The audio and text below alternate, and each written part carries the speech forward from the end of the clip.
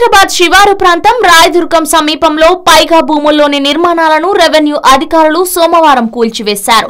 ఆ ప్రాంతంలో ఉన్న cine hero Prabhas guest house ను సీజ్ చేసిన సంగతి తెలిసిందే. ప్రభాస్ గెస్ట్ హౌస్ వద్ద ఎవరూ అందుబాటులో లేకపోవడంతో గేటుకు నోటీసు అంటించి సీజ్ చేశారు. ప్రభుత్వ స్థలమని పేర్కొనే సూచికలను ఏర్పాటు చేశారు. ఈ నేపథ్యంలో ప్రభాస్ హైకోర్టును ఆశ్రయించారు. ఈ నేపథ్యంలో ఈ విషయం మీడియాలో హాట్ టాపిక్ గా మారింది. ఇంతకీ గెస్ట్ హౌస్ ఎంత విలువ చేస్తుంది, అసలు ఆ గెస్ట్ హౌస్ విషయమేమిటని ఫిలిం నగర్ జనాలు ఆరా తీయటం మొదలుపెట్టారు.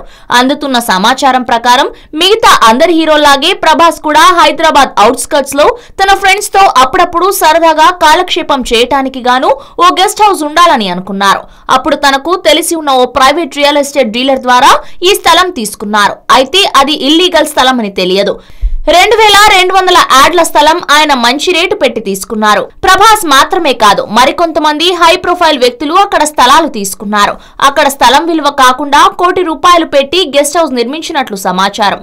రాయదుర్గంలోని పైగా భూములపై కొన్నేళ్లుగా వివాదం నెలకొంది. ఆ భూములు ప్రభుత్వానివేనని ఇటీవల సుప్రీంకోర్టు తేల్చింది. దీంతో అక్కడి కట్టడాలను ఇటీవల రెవెన్యూ అధికారులు కూల్చివేశారు. అక్కడే ఉన్న ప్రభాస్ ఇంట్లో ఎవరూ లేకపోవడంతో అధికారులు దాన్ని సీజ్ చేశారు. అయితే అధికారుల చర్యలను సవాల్ చేస్తూ ప్రభాస్ హైకోర్టులో దాఖలు చేశారు. హలో, మిమ్మల్నే యోయో టీవీ యాప్ డౌన్లోడ్ చేసుకున్నారా? ఇంకా లేదా? మీ యాప్ స్టోర్ కి వెళ్ళి వెంటనే డౌన్లోడ్ చేసుకోండి.